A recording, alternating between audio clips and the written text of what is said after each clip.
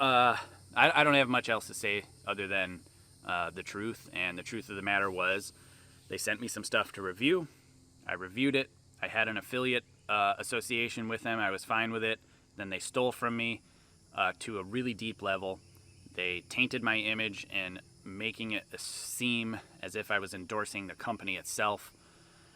And they profited directly from that. And I think it's shameful. And I hope you join me in boycotting Sanlida. For those who don't know, this is Jake Kaminski, former US Olympian and silver medalist. He is talking about Sanlida, a Chinese archery company and current sponsor affiliated with World Archery. Sanlida is an emerging name in the archery world. Aside from being the name sponsor for the World Archery Rankings, they've gained fame and perhaps some notoriety in flooding the market with affordable archery equipment, ranging from entry-level bows to top-end competition gear. I myself have done quite a few Sanlida product reviews, plus more that ended up in limbo due to COVID, and generally I've praised the company for making good, high-value products that break down the cost of entering into the sport. So what the hell happened here? Let's start with how the players in this conflict came together. Archery as an industry is an odd one because it doesn't exactly follow the same rules and demands. Firstly, the market is dominated not by the sport, but by the demand for hunting.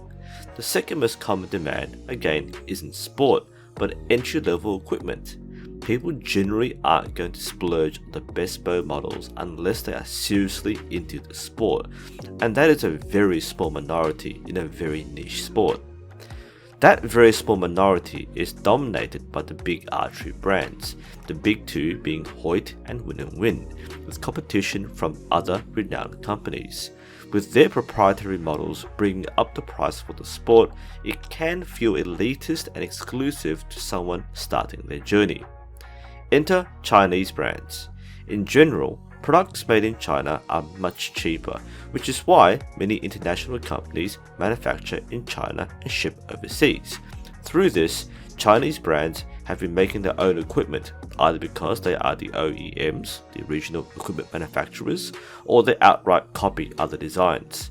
You'll see this through a lot of rebranded bows like the Sage and Black Hunter being sold in many archery stores, carrying a different English name but otherwise being in constant demand due to low price and high visibility on the internet. And they have to be visible on the internet because the only edge Chinese brands have over established Western companies is their lower price. They have no market share in the current competitive market. Their brands are often literally unsearchable, have no successors in competition, and major archery stores won't stock their items unless there is a demand for it, so they need to generate that demand for sales. That's where I come in. And not just me, but the archery creator scene in general. Now for this section, I'm going to use the word influencer to describe our role. However, it's important to recognize that archery doesn't really have influencers in the same way as other niches because there's no real individual that has significant influence. We're just individuals doing our own thing. There's also something different about us. We don't work with big companies. This is because, as with most sports, we're not the most influential people. It's the athletes. Nothing markets better than gold medals. So if you start winning tournaments, you'll start getting attention. If you become the next big thing on a national or international level, you might get the sponsorship money, and in turn, you represent the big name brand. Chinese companies don't have access to big name athletes who already have sponsorships from more reputable companies. Plan B is to go for big name creators. Because there are so few of us, it's easy to hit top search results for their brand name, and that's why you'll almost always find me or Armin Hermer. I actually get requests to do product reviews monthly, if not weekly, though I've slowed down a lot on my review production because they're honestly not very fun to do and feels more like a work obligation. And that's where things break down. I want to make it clear that this isn't exactly something that we all enjoy doing.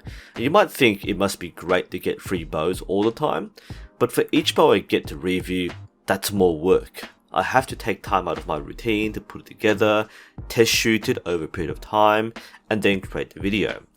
And for those who don't know, archery is not my life. I'm a high school teacher, and I run the debating and public speaking programs in the evenings, so I'm time starved. My limited archery time is terribly split between doing volunteer coaching, doing my own shooting, training for events, doing events, and when time is generous, making YouTube content. Another bow to review means another week or more doing a review, and that means time not spent on more in-demand and important topics. For this, I don't get anything other than the bow itself. Sometimes the bow is amazing enough to become my primary bow, and that's a really neat bonus. But I don't get paid for the review. I don't have an affiliate link that gets me passive income. I don't want to be obligated to push specific brands to make more money. Sometimes people assume I'm pushing my own paid programs and products, but I literally don't have any paid materials or even a Patreon. Now for others, they might have Patreon or affiliate links to make a bit extra cash, but these rarely amount to substantial views or sales. Essentially, aside from the cost of sending us the bow, these companies use our platforms as free marketing. This is a key part of breaking into the market where there is no room for advertising. Paid nothing for marketing, rely mostly on influencers and word of mouth. This in turn increases the profit margin because the companies don't spend anywhere near as much for promotion. They don't sponsor us, pay us fees, or anything. Aside from the agreements we make when accepting offers to review products, there is no contractual obligation to do anything. I don't have to use the bow ever again. We are not sponsored staff shooters, we are not brand ambassadors. And this is where Sanlida messed up. I was first suspicious when I saw Jake Kaminski on the cover of the instruction manual, especially as it is a straight screenshot from his YouTube video showing the target cam awkwardly in the corner. Skip forward to this month and I get an email from Sanlida asking for permission to use my videos for promotion. I was about to say, sure, whatever, but Jake's video pops up in my feed and he immediately got in touch with me with what Sanlida was already doing with my content without my consent, using stills from my videos on their store and Amazon pages, clipping my videos to create promotional reels, and basically using my image for navigational icons. It seems they're in damage control mode, as most of the stuff I saw earlier has been replaced with more shots from Armin Hermer, who had in fact given permission.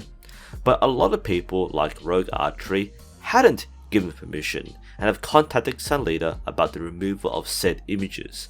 Others like Tom Harden and Tatiana Mutian had previously made content for Sanlida, are expressing their desire to cut ties with the company and have their images removed. I have a strong feeling that the creators who did give permission were not informed of exactly what they were using our content for. I know for myself and many other creators that the expectation is that they are allowed to share our videos, but they must link our content, as this is more or less how we get that recompense, if not financially through YouTube, then through the growth of our communities through exposure. It probably didn't mean chopping your content and removing all branding and references to your channel. It probably didn't mean fighting yourself on brochures and banners. Normally, you have to pay for a license to use someone's likeness or content if you haven't already made an arrangement for the creator to specifically make content for you. This isn't the first time I've had my content ripped and put as marketing material, and it wasn't just Chinese companies. I've had a fallout with a brand that literally uploaded my video to their brand channel. I put in a copyright claim and they got struck. I got an angry email stating that they had sent me the equipment for my video and therefore they could reuse it. And I said that they were free to link my video from my channel, not take it and use it themselves. I was open about creating content specifically for them if that was what they wanted, but that was not what we had agreed on. This is exactly the kind of attitude that Sanlida showed, the lack of respect for the creators that they were sending their equipment to. This is a huge misunderstanding of the relationship between creators and the company that reflects the cultural attitude towards property ownership. This is sadly a pattern of behavior that puts all Chinese companies in bad light, and it might stem from a fundamental difference in how we value our work. As content creators, virtually all of us being based in Western countries, we are effectively freelancers. We work independently, we take jobs when available, but otherwise we work on our own and we have full ownership of our content. In China, you work for the collective. By accepting their offers and producing content, you are creating content for their collective interest, which means that you are part of their marketing strategy. This was made clear to me when they sent me my Miracle X10. They wanted me to do a whole series of videos with their banner displayed, and they needed me to do it in a specific time frame. The thing was, this was during COVID. We were locked down. I told them I literally could not leave my house. They wanted me to do it at home. I told them I can't film that kind of review shooting this kind of bow in my backyard. They said just do it anyway and do it soon because they're launching their campaign. I was getting requests for updates weekly and I felt like I was being gaslit. The representative said that it was his job on the line, that he was responsible to report to his superiors. This was when things were not getting better for everyone around the world. The entire sport stopped. It effectively forced me to retire from target archery. Let's not forget the physical and mental toll that it took, and doing bow reviews was the least important thing. Now this was the darkest part of my life. For those who have been following my channel for years, you might know that I was close to making a fatal life decision, and I was still being harassed by the Sanlida rep. I finally had to ignore the language barrier and told him to fuck off. I'm genuinely shocked that they still want to work with me. They still want to send me products. I always told them, hey, I've still got like $2,000 of gear still in the box. Are you sure you want to work with me? And they do. I thought I'd be blacklisted. And honestly, I'd be fine with that because while there was no contract for what I had to do, I thought that not fulfilling that expected obligation would at least have tanked my reputation. And if there's anything that speaks more than money, it's reputation. As content creators, we put our reputation on the line for every video we put out. Far from gaslighting our fanboys, we probably have the most critical and discerning audience. If I make a mistake, even if it's like creeping half an inch on my anchor, I'm going to be grilled. If I get a fact about archery wrong, it's going to be called out. So we have an inherent responsibility to ensure that we build up trust through accurate information. The same goes with equipment recommendations. If I recommend a bow that ends up breaking, it's kind of on me for not spotting it. Now that rarely happens of course, and most of the time it is a factory fault that gets replaced in a timely manner. Otherwise, if it's good quality, I'll recommend it to people both online and in real life. If the equipment and service are subpar, that's a hit for me. I should have done better. Now, I hold the same expectation of myself when dealing with companies and brands. If I don't make the kind of video they want, I fully expect them to not work with me again. I'm not entitled to free bows just because I've got a big channel. And likewise, if a company screws me over, I'm not recommending them to anyone. This is my message to Sanlida. You've broken that trust that you spent years building up.